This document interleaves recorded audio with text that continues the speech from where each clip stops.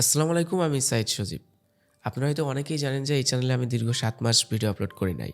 And recently ২ টা video upload করছি। যে ভিডিওতে আপনাদের এই কমেন্টটা এত পরিমাণে পাইছি যে ভাই আপনি কই ছিলেন? কি সমস্যা ছিল? কেন ভিডিও আপলোড করেন নাই? সো আমি তখনই ডিসাইড করি যে এই টপিকটা নিয়ে একটা ভিডিও তৈরি করাই যাক। তবে এটা ভাবেন না যে এই বিষয়ে কথা বলতে আসছি বলে আপনাদের সামনে ২ টা কারণ দেখিয়ে দিব যে ভাই আমার এই সমস্যা ছিল, এই কারণে ভিডিও দিতে পারি নাই, ব্লা, ব্লা, ব্লা। দেখুন এমন অনেক রাত গেছে, সারারাত ইউটিউবে কাজ করতে, করতে সকাল হয়ে গেছে। সেই রাতের ঘুমগুলাকে হারাম করছি। তাহলে গত ৭ মাস যাবৎ কি আমি ঘুমাই নাই? সেই রাতের ঘুমগুলাকে হারাম করতে পারলে এই গত ৭ মাস আমার কি দোষ করছিল?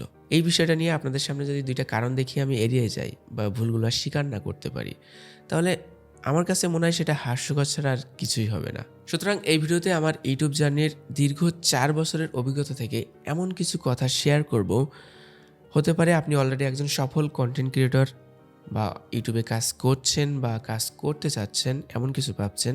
এতটুকু বলতে পারি আমার এই কথাগুলো থেকে তিল পরিমাণে হলেও আপনার উপকারে আসবে। রিকোয়েস্ট থাকলো ভিডিওটি মনোযোগ সহকারে শেষ অবধি দেখার জন্য।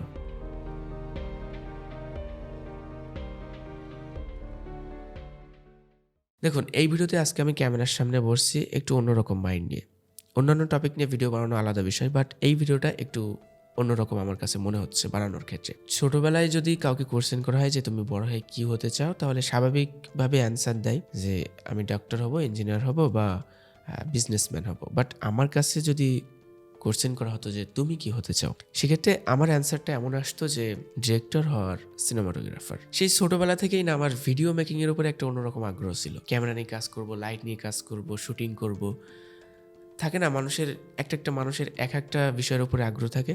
সো আমার না এই বিষয়টার উপরে একটা অন্যরকম আগ্রহ ছিল। বাট বড় হয়ে যখন দেখলাম যে এটাতে ততটা আমি সুযোগ করে পাচ্ছি না, এটাতে কোনো সুবিধা পাচ্ছি না, তেমন কোনো লাইন পাচ্ছি না, তখনই আমি ইউটিউব নিয়ে রিসার্চ করা শুরু করলাম। আর ইউটিউব আমার এক পর্যায়ে এতটাই ভালো লাগলো যে এটা ভালো লাগার মেইন কারণটা কিন্তু স্বাধীনতা দেওয়া হয়েছে এখানে। আপনি আপনার মনের মতো করে কন্টেন্ট তৈরি করে এখানে আপলোড করতে পারবেন। আপনি মনের মতো করে নিজেকে পাবলিসিটি করতে পারবেন। সো সেই জায়গা থেকে আমার কাছে ইউটিউবটাকে খুব বেশি ভালো লাগলো। তবে শুরু থেকে গাইড দেওয়ার মতো কেউ ছিল না।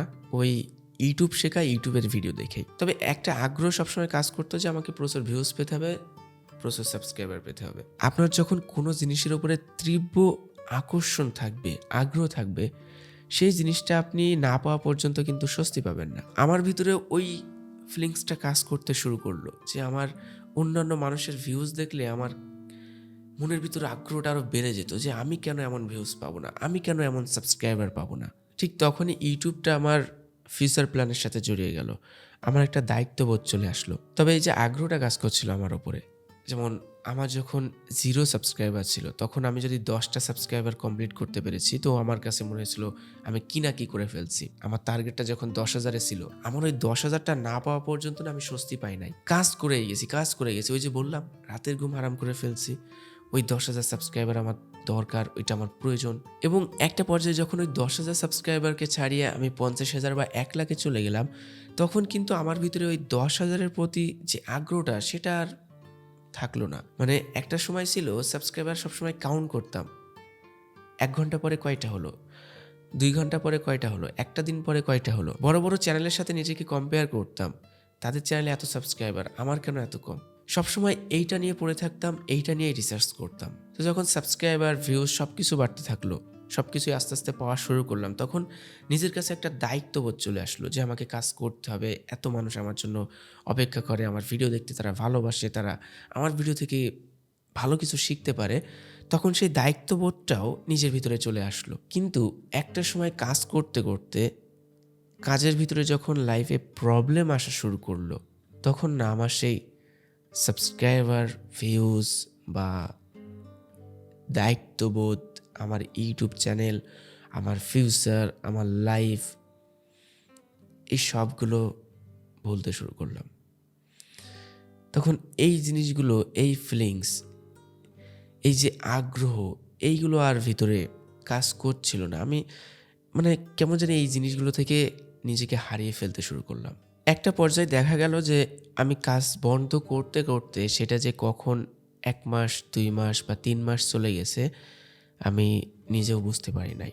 যে সময়টাতে আমি সাবস্ক্রাইবার সবসময় কাউন্টের উপরে ব্যস্ত থাকতাম, আমার কখন 10,000 হবে, কখন 20,000 হবে, কখন 50,000 হবে, এইটা নিয়ে আগ্রহবোধ কাজ করতো, এইটা দেখতে থাকতাম। এমন একটা সময় চলে আসলো এই চ্যানেলটা যখন সাকসেসের দিকে, কখন যে 3 লাখ 4 লাখ সাবস্ক্রাইবার হয়েছে, ট্রাস্ট মি আমি নিজেও বলতে পারি না। জাস্ট দেখতাম 3 লাখ, হ্যাঁ 3 লাখ সাবস্ক্রাইবার হয়েছে, ওই যে একটা ভালো লাগা, দেখতাম 5 লাখ, দেখতাম 6 লাখ হয়েছে, ওই যে একটা ভালো লাগা, ওই যে একটা আনন্দ অনুভূতি, ওইটা না আর পেতাম না তখন। এই ভালো লাগাটা যে কেমন, এটা থেকে যে আমার ফিউচার হবে, এটাই কাজ করতে হবে আমাকে, এটা থেকে আমি ভালো কিছু করতে পারবো, অলরেডি তো আমি ভালো পর্যায়ে চলে এসেছি, এই বিষয়টা নিয়ে ভাবনা চিন্তা একদমই আমার ভিতরে ছিল না। আমি শুধুমাত্র সমস্যার উপরে আমার নিজের দোষটাকে চাপিয়ে দিব না যে এই কারণে ভিডিও দিতে পারি নাই, যেটা আমি ফার্স্টে বলছি যে 2-3টা কারণ দেখিয়ে দিব, এমনটা নয়। এর ভিতরে অলসতাও ছিল, বাট অলসতাটা কখন আসছে জানেন? যখন সমস্যাটা আসছে। সমস্যাটা না থাকলে কিন্তু অলসতা ওইভাবে কাজ করতে পারতো না। আমার হয়তো ওই সমস্যাগুলো ভাঙার শক্তিটা কম ছিল, ওই সমস্যাগুলোকে পার করে কাজ করার শক্তিটা কম ছিল, যার কারণে হয়তো অলসতা আমাকে এত বেশি পেয়ে বসছিল। এখন যদি আমাকে কেউ প্রশ্ন করে ভাই ইউটিউবে সফল হব কিভাবে, তাকে আমি এক কথায় অ্যান্সার দিয়ে দিই, রেগুলার ভিডিও আপলোড করুন।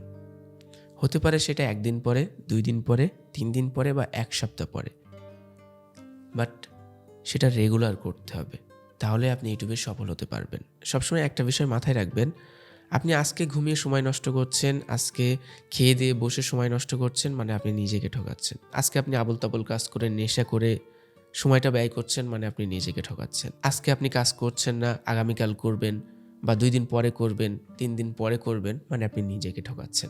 এই যে ঠকানোটা কত বড় ঠকাচ্ছেন, সেটা আপনি এখন বুঝতে না পারলেও ইন ফিউচারে ঠিক বুঝতে পারবেন। তখন আপনি রিয়েলাইজ করবেন যে আপনি কতটা পিছিয়ে গেছেন, আর যেটা আমি এখন রিয়েলাইজ করছি। সুতরাং আমি মনে করি লাইফের সকল প্রবলেমকে কাটিয়ে, অলসতাকে এড়িয়ে রেগুলার কাজ করতে পারাই হলো একজন সফল কন্টেন্ট ক্রিয়েটরের মূল হাতিয়ার।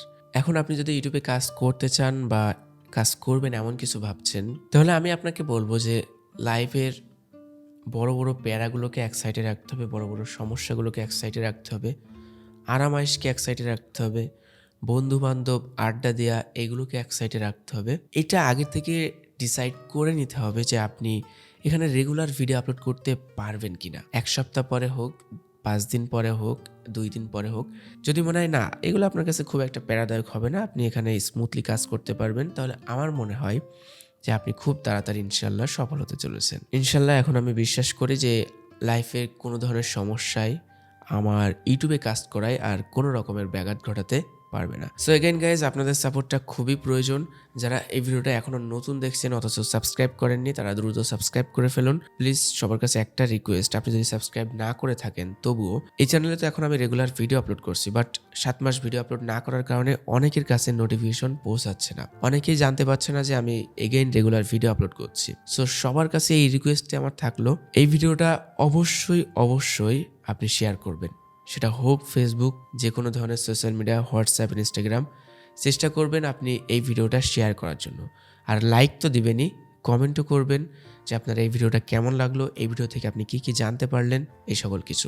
আরেকটা বিষয় ইনফরমেশন দিতে চাই, এখন থেকে আপনারা আমাদের এই ভিডিওগুলো চাইলে ফেসবুকেও দেখতে পারবেন। ফেসবুক পেজটির নেম এই চ্যানেলের নেমে রাখা হয়েছে stuniquetech, আপনারা ফেসবুকে সার্চ করলেই সেই পেজটি পেয়ে যাবেন। আর আমাদের গ্রুপের লিঙ্কও দেওয়া থাকবে, যেখান থেকে আপনারা টেক রিলেটেড অনেক ধরনের সাহায্য সহযোগিতা পাবেন। গ্রুপের লিঙ্ক থাকবে, আমার প্রোফাইল লিঙ্ক থাকবে ডেসক্রিপশনে, চাইলে ফলো করতে পারেন। সুতরাং দেখা হচ্ছে পরবর্তী নতুন কোনো ভিডিওতে। সবাই ভালো থাকবেন, সুস্থ থাকবেন, আর আমার জন্য দোয়া করবেন। আল্লাহ হাফেজ।